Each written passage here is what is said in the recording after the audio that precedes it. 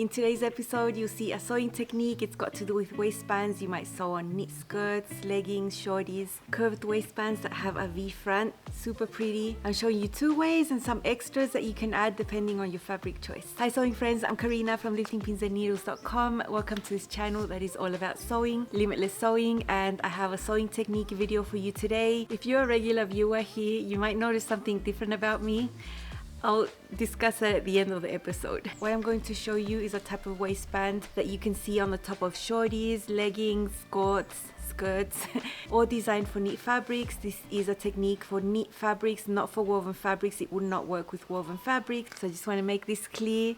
And the items that you're going to see that I've applied this technique to belong to the different pattern brands. So it's not specific to one brand here. Specifically, you'll be seeing some examples from Green Style Creations and Sinclair Patterns. These 2 brands create a lot of activewear. So it just happens to be that the items I've sewn belong to these 2 brands. It doesn't exclude other styles that you might find like this in the future in other brands. If you see a V shape either in the front or the back, you can see how to sew it in this video and come here as a reference. These techniques are on their own, easy to find. You can type on the search bar in YouTube, lifting pins. That's all you need to type, and then write V waistband or curved waistband. You always find the videos that I make because I make sure to use really easy keywords for you to search for. Now, general concepts. These are waistbands that are designed to go on top of garments. Sometimes they're a little bit shorter than the waistline you're sewing them onto. Sometimes they're designed to fit 1-to-1.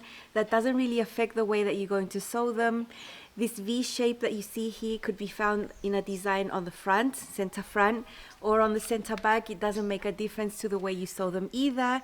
Usually when you find that V at the back, the rounded area will be at the front, and vice versa. If the V is in the front, then the back of the waistband is curved. Usually these waistbands have an inner layer and an outer layer, and this is when you can play with using different types of fabrics here. You might have a lot of your main fabric, so you can use the same for the inner and the outer. What I usually do though is use a different one on the inside, especially when I've got really nice fabric, and anything I want to have left over could be used for making a sports bra or something small like that. I prefer to have my inner waistband with just a random other knit fabric that is going to be appropriate. This inner layer is usually a little bit shorter than the outer layer. You have different pattern pieces. That is what I've seen at Green Style every single time, and I've taken that as the golden standard. So when I see a waistband that doesn't have a shorter inner layer in another brand or another pattern, I just cut that inner layer, maybe even a 1/4 of an inch shorter, and it makes a difference. You're going to see later why. So that is something that you might want to consider changing if your pattern uses the same pattern piece for the inner or the outer layer. Just make the inner one a tiny bit shorter at the bottom. Makes a difference. The example you're going to see belongs to the Restore pants, which is an amazing pattern from Green Style that I sewed at the beginning of the year. It's a simple V. In this case, it's at the back. But remember, you can swap that and use it at the front. Just depends on your pattern. You're going to sew it exactly the same way. It's a very short clip, so let's see. You need the stitch to stretch as you move, so I'm doing a narrow zigzag. That is my zigzag setting on this machine. It's going to look almost like a straight stitch, and that is my stitch length. Here are both of my outer waistband pieces together, and now I'm just going to sew them on the side seams here with a 3/8 seam allowance, and then I've got the same thing here for the inner waistband. So I'm just going to get all of these short little seams sewn. I'm using the narrow zigzag stitch I was using before and being accurate with a 3/8 seam allowance there.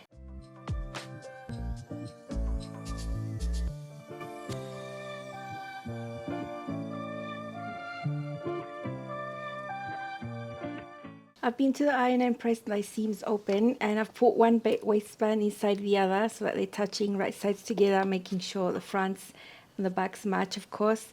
I've pinned along the top edge, and now I'm going to sew this. I'm not going to use the same shallow zigzag. I'm actually going to do a small zigzag that will have more capacity of stretching. So those are my settings, 2x2. It'll be a tiny zigzag. It will stretch much more than the shallow zigzag. I have to pull this over my full hip, so I want that stretch to be there. And because I find the cotton more stable than the fabric underneath, I'm sewing with this one on top.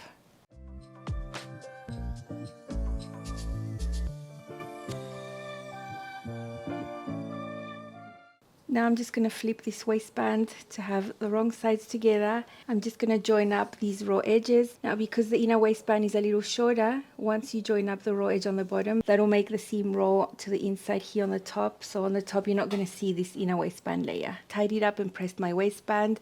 At the bottom of the waistband, I aligned the raw edges and just did really big hand basting stitches just to keep all that in place. And now on the table, I have my pants right sides up. This is the back of the pants. It's easy to find the back of the waistband because of that pointy feature. On the front, it's just rounded. So I slip the pants inside, having the waistband be right sides together here, and the inner waistband is the one we're seeing here on the top. On this point, I just marked with a dot my pivot point, which is the 3/8 seam allowance of that point, and I matched that up right there to the seam of the back. Then I matched up the side seams of the waistband to the side seams of the pants, and then I have pinned the center fronts over there. So that's initial steps. We want to sort out this shape first.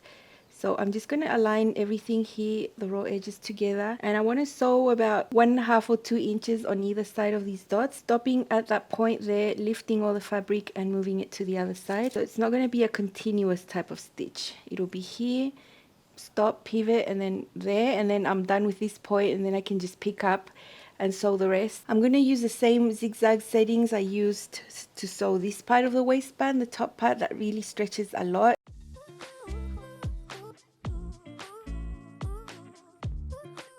Okay, I'm right there on the dot. I'm going to remove this pin, lift, move everything, make sure I don't get a pleat underneath.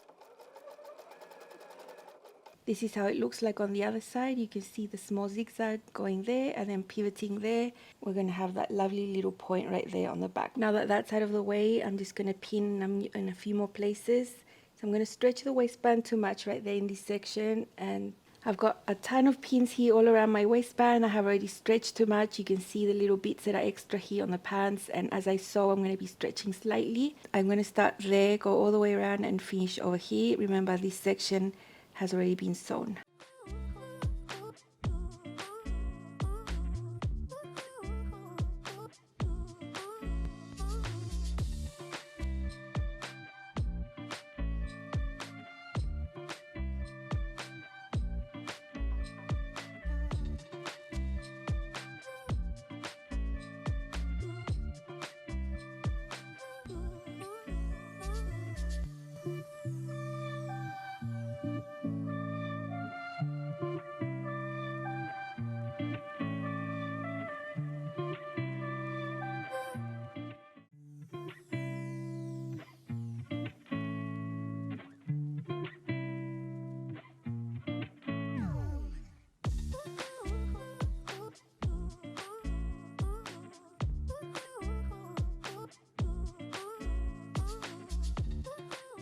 Make sure you subscribe, tap on the bell so you get notified of all the fun sewing content I'm putting out each month here for you. About 10 videos a month.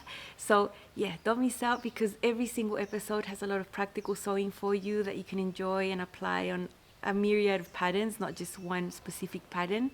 So yeah, join me over here. It's a fun place to be. You can see that I prefer sewing my side seams on the sewing machine and having those seams flat and open. You can use a narrow zigzag for that. I prefer that because it just lies nice and flat, less bulky.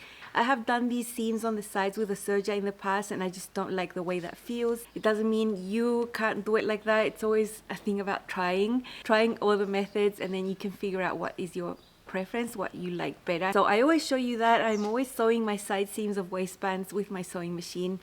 Doesn't mean that you have to, it's just the way that I like it. There are some circumstances when you might want to add an elastic on the top.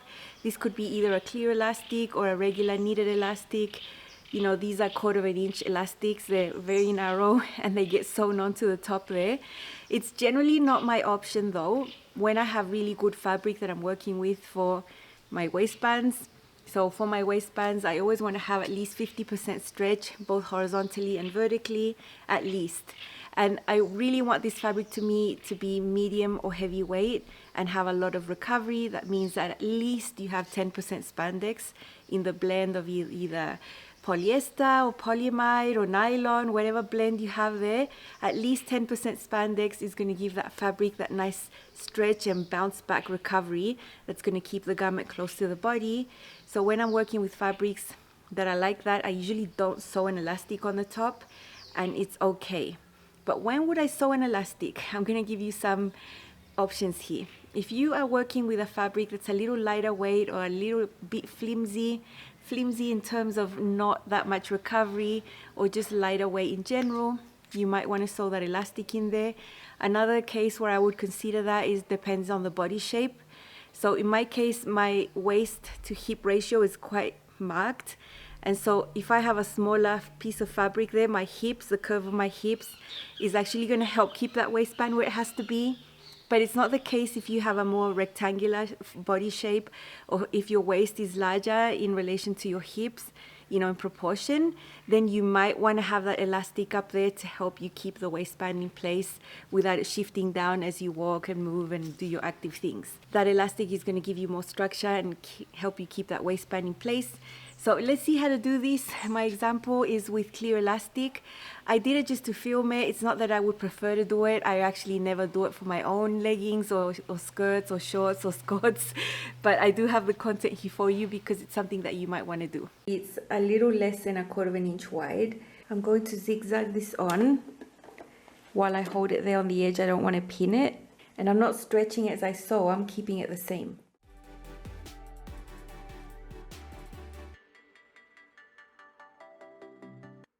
I'm almost to the part where I started sewing this, so I'm just gonna measure up to there and maybe have a tiny overlap of like 3/8 of an inch, not more than that.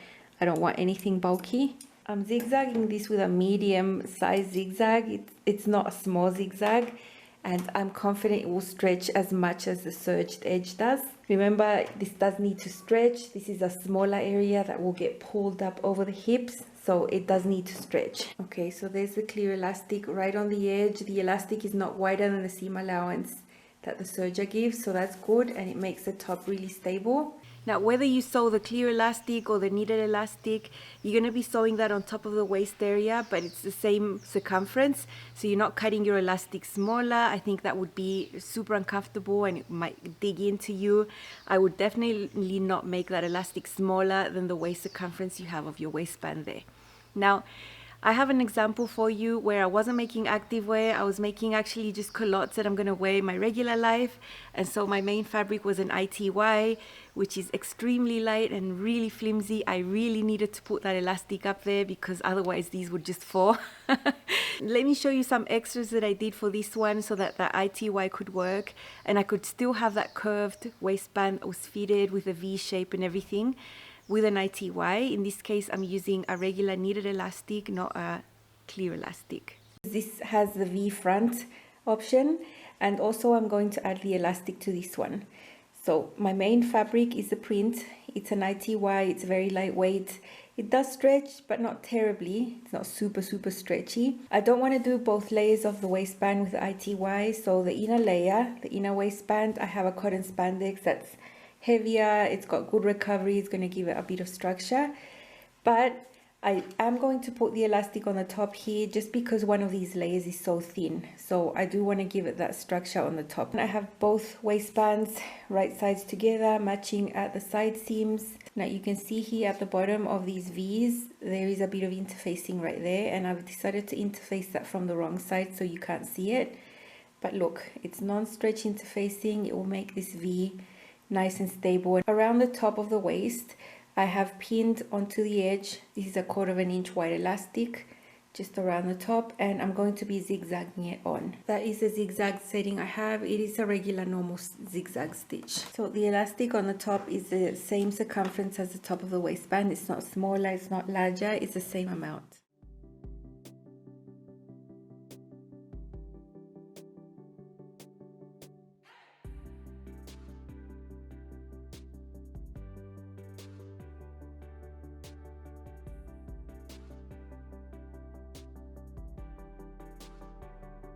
Okay, so that elastic is going to help keep this up, and then we flip this like this so we have wrong sides together and the right sides of the fabric out. And now here where the V is, we want to align these together and baste this edge together so that it doesn't move anywhere and it acts like one piece. So I'm going to baste it very small, right on the edge right there, smaller than a 1/4 inch.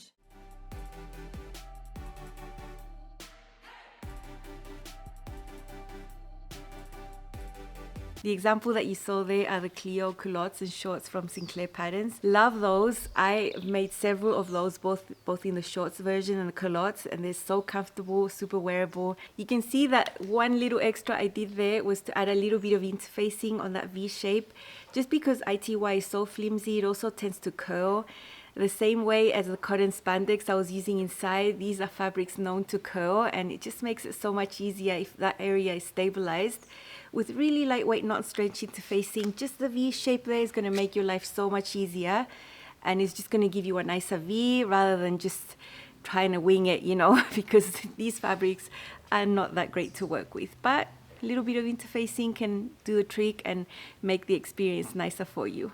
Now, we've finished with the simple V's. These were the simple V waistbands that can go either on the front or the back. You saw different extras that you can do. The second technique I'm going to show you, I have only seen at Green Style. I haven't seen it anywhere else, and it's really, really nice. This is a really long pattern piece with little triangles on the ends that you fold over each other and then do an overlap V. Very, very nice. I have sewn this with several patterns like the sundial leggings, the flare leggings. They're sort of like pants really. If you start looking at Green Style, you'll see this waistband as an option, either the simple V or the overlap V in quite a few patterns. So lovely. I like this one because you don't have side seams. With this waistband, I would not recommend using lighter weight fabrics at all. There's no way you can put an elastic on the top here. So you do need to make sure that your fabric is amazing, that has nice weight, recovery, that it is a performance knit with at least 10% spandex. In fact, I would recommend you having more spandex if you want to use this waistband because it's just one piece. You're not going to have the structure of anything else you can add to it, you know? So let's see how to sew this one. It's super easy. It's a little bit different than the other one just because there's more layers involved there with the overlap section. These are all the pieces that you get for the waistband options. This large piece here is cut once on the fold, and this is the one that's going to form the waistband that crosses over in the front. So it'll give you like a V look on the front of the waistband where you sew it to the leggings and on your abdomen. So that's that piece. It's just one piece. For this one that crosses over, I think is easier. Just take the top and fold it onto each other, wrong sides together, and you'll see that shape. On the top we have the folded edge, on the bottom we have the two raw edges, and then you just bring it like this and cross it over the front. So bring this one over and have it meet like that. So you have all these raw edges there, and you will have that V that forms in the center. To put this one together, you just need to base this there, and then the waistband will act as one piece. It's the same V that you have on this type of waistband, and then you sew it onto the leggings in the exact same way that you would sew that one. This is the top of my colorful leggings. It's the same for the other pair. The technique to sew the waistband will be exactly the same because all these versions end up in a point here. You can see how this ends up in a V on the leggings, and then you have your waistband piece that also ends up in a V. This is the one that crosses over, and as I mentioned, I was going to baste it on the bottom, and I have small seam allowance, smaller than the seam allowance I'm going to use, and the folded edges on the top, the raw edges are on the bottom. So I'm just going to slide this waistband inside the leggings, and I'll have right sides together, right side to right side. And the way I'm going to sew this V is a little bit different, but it's going to end up super good. And basically here, I'll mark a point with my pin about 3/8 of an inch below that point there, and I'll get this same pin and go right through there. You can see there will be 3/8 seam allowance there, 3/8 seam allowance there, and in the center there will be a point there. So I'll pin that there. This V section on the front of the waistband will be sewn in two separate sections. So I'll just pin that there very carefully. I'll sew about an inch from here up to that point right there, and I'll reinforce.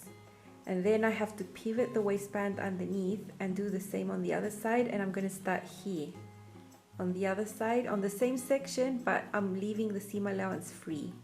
And that's how the point is going to turn out. Super precise, super like a really nice V there. If you try to do it with sewing the seam allowance down, I think the V might end up a tiny bit rounded. So let's sew just a little section there. Same zigzag that I'm using everywhere. Align the raw edges. 3/8 seam allowance. I've got my zigzag stitch, and I'll sew right up to there. Before my needle hits the seam line there, I'll just do it by hand, and now I'll go back, reinforce. See, you can see that reaches up to there. Now on this other side, I'll just move all this to the other side. I'll push the seam allowance this way. I will shift my waistband that's underneath, pivoting it, and now I'll sew a small section on the other side.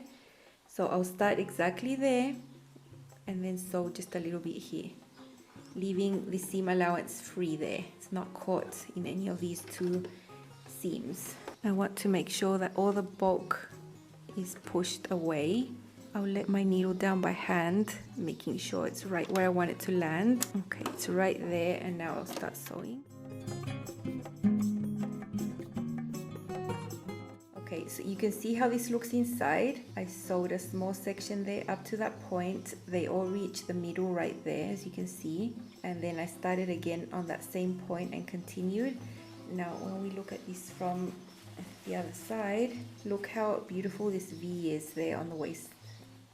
It's super nice, super precise. I'll mark a point here at the center back of the waistband with a pin, and I'll match that to the center back of the leggings. And then the waistband will probably be a tad smaller than the actual leggings. I'll just stretch to fit, pin around the edges, and sew it with my zigzag stitch and then serge. So I've matched the center waistband with the center back of the leggings. Put a pin there. I flipped my leggings to the other side because I want to sew with the waistband being on top of the leggings.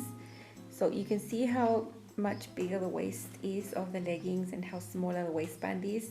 This is just going to ensure it's going to be a nice snug fit and they're not going to fall. You know, there's no elastic in these waistbands. So I put several pins to help me. Same zigzag stitch. I'd already sewn this small V section there, so that's already sewn. So I'll start there, go all the way around and finish where I'd started before.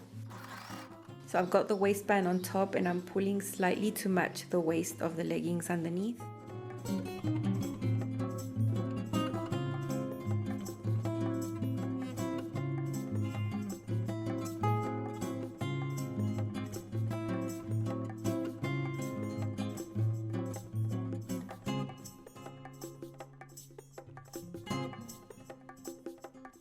I'm reaching almost to the point there, so I'm almost done sewing this waistband.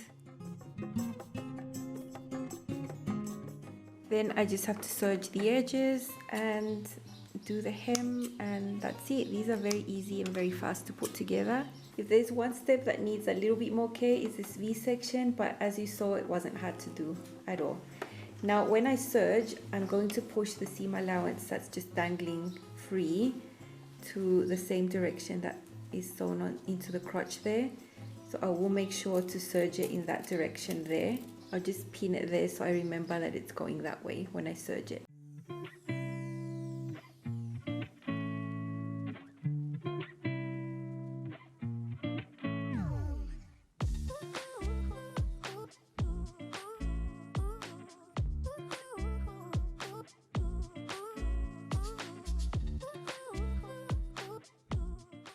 What can I say? I think this one's easier to sew than the first version. I think it can be faster because you don't have side seams to deal with. You don't have the top seam to deal with either. It can be fast. If you get used to it and you practice, I think you could get this one done quicker than the other version, and it looks just as nice. It feels amazing here at the waist without those side seams. It's a really comfortable waistband and I really enjoy it. I like how it looks like a V on the top of the waist as well. It just feels so nice on. I hope you enjoyed this short little episode. I enjoyed putting it together for you, and very soon you're gonna see 2 new garments that I've made using these techniques. Whenever I sew things with these techniques, I can refer back to this video for you to see. I like creating these episodes that are a little more in-depth for you so that you can really focus on a technique and then you can master it when you start sewing it in your pattern. I mentioned I was going to discuss the big elephant in the room, my hair. What the heck? I've been using long hair for quite a long time, and the other day I went to get my hair done and I told the hairdresser maybe cut off 4 inches, which turned out to be about 8. He took about 8 inches.